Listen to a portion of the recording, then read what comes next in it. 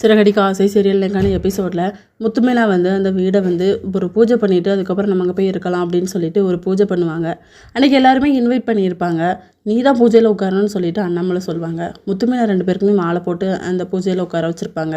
பூஜை முடிஞ்சதுக்கப்புறமா அந்த வக்கீல் அந்த வீட்டோட பத்திரத்தை கொடுப்பாங்க. இனிமேல் எந்த பிரச்சனையும் இல்லை அப்படின்னு சொல்லிட்டு அதை அண்ணாமலை கிட்ட வாங்கி சொல்லி கொடுத்துட்டு இது யாருக்கிட்டையுமே கொடுக்காதப்ப பத்திரமா வச்சுக்கன்னு சொல்லி கொடுப்பாங்க. அண்ணாமலை விஜய் 2 பேருமே தேம்பி அழுவாங்க.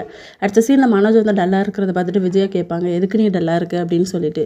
இல்லைம்மா எல்லாருமே கப்பலோடு இருக்காங்க, நான் மட்டும் சிங்கிளாக இருக்கேன்லாமா, அதான் ஃபீலிங்காக இருக்குது அப்படின்னு சொல்லி. கூடிய சீக்கிரம் உனக்கு ஒரு நல்ல பொண்ணை பார்த்து கல்யாணம் பண்ணி வைக்கிறேன்டா அப்படின்ட்டு.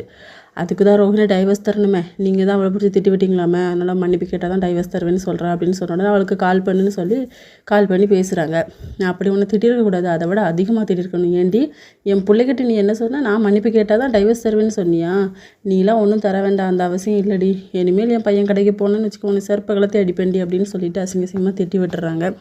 அடுத்த சீனில் சத்யா அவங்க லவருக்கு கால் பண்ணி பேசுகிறாங்களா, இதை நம்ம மீனா பார்த்துட்டு அந்த குடும்பத்துக்கு நமக்கு செட் ஆகாதுடான்னு சொல்லி பார்க்குறாங்க.